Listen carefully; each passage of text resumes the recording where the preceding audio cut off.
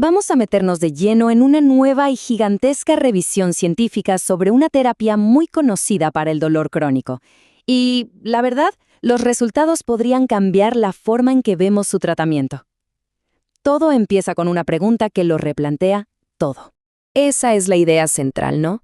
La pregunta que está en el corazón de todo este análisis. Es una idea que, de alguna manera, desafía el enfoque tradicional de luchar contra el dolor y nos propone una perspectiva completamente diferente. Pero, a ver, para poder hablar de soluciones, primero hay que entender bien el problema. Y la fibromialgia es un verdadero rompecabezas que ha sido un desafío para pacientes y médicos por décadas. Y ojo, es clave entender esto. No hablamos solo de sentir dolor. Es una experiencia mucho más compleja, que se extiende por todo el cuerpo, que afecta el sueño, la energía, la vida entera, y cuyas causas biológicas no son del todo evidentes. Bueno, y esto nos lleva a un modelo que lo ve todo de una forma mucho más completa. La fibromialgia no es solo un problema del cuerpo, es una interacción entre nuestra biología, claro, pero también nuestros pensamientos, nuestras emociones y nuestro entorno social. Entonces, con un problema tan multifacético, los investigadores han estado buscando soluciones que vayan más allá de lo puramente físico, y es justo aquí donde entra en juego el mindfulness o la atención plena. A ver, la palabra clave aquí, la que lo cambia todo, es relación. El objetivo del MBSR no es necesariamente eliminar la sensación de dolor, sino cambiar cómo nos relacionamos con ella, cómo la vivimos y cómo reaccionamos a lo que sentimos. Y no es algo que se hace así nomás, ¿eh? Como vemos, es un programa muy estructurado, bastante exigente, que pide un compromiso real. Combina distintas prácticas para, en esencia, entrenar la mente y el cuerpo de una manera nueva. Ok, todo esto suena muy bien, pero ¿de verdad funciona para la fibromialgia? Porque la popularidad no basta, la ciencia necesita pruebas, evidencia sólida. Veamos cómo los investigadores pusieron a prueba esta intervención para obtener, por fin, una respuesta clara. Miren, esta cita de los mismos investigadores lo deja clarísimo. ¿Por qué es tan importante este nuevo estudio? Porque la ciencia estaba trabajando con datos de 2013. Ya era hora de una actualización fundamental.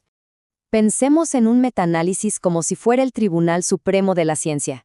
En lugar de basarse en el veredicto de un solo estudio, lo que hace es juntar los resultados de muchos estudios de alta calidad para llegar a la conclusión más robusta y confiable posible. Y el punto de partida fue inmenso. Los investigadores empezaron revisando 566 registros científicos, un verdadero universo de datos que había que empezar a depurar. Y aquí se ve el nivel de rigurosidad del proceso. No dejaron ninguna piedra sin remover.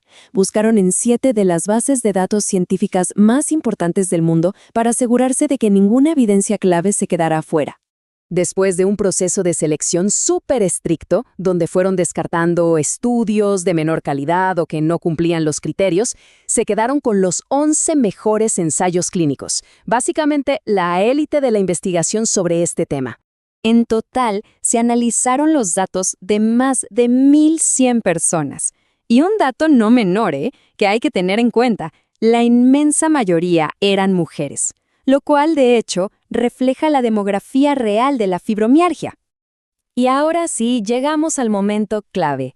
Con toda esta información, con todos estos datos de los mejores estudios, ¿cuál fue el veredicto de los científicos? Bueno, prepárense, porque la respuesta es mucho más interesante y compleja de lo que uno podría imaginar.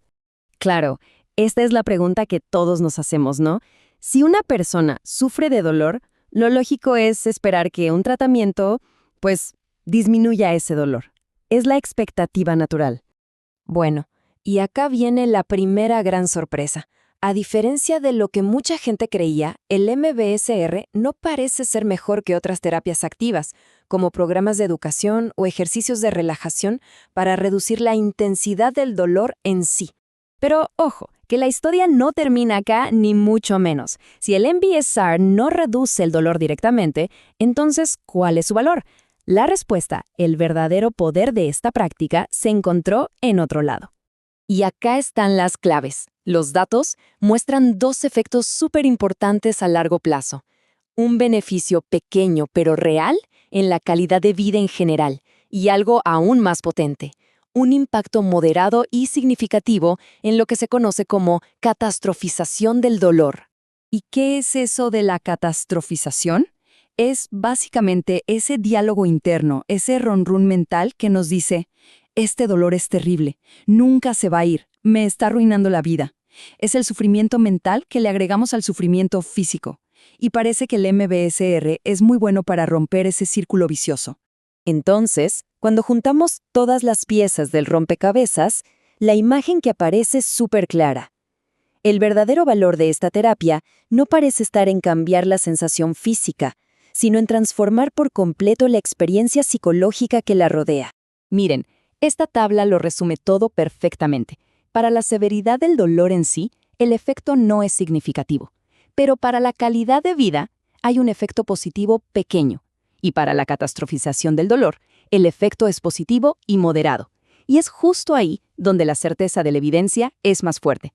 Entonces, para resumir, la gran conclusión es que el valor del MBSR no es tanto borrar el dolor, sino ayudarnos a vivir mejor con él. Lo logra principalmente reduciendo esas espirales de pensamientos negativos. Además, es una herramienta accesible, sin fármacos, que ofrece una forma de vivir con menos sufrimiento, aun cuando la intensidad del dolor siga ahí.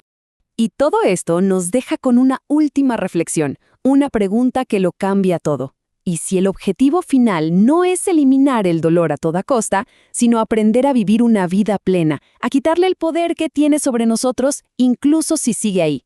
Una perspectiva que sin duda cambia las reglas del juego.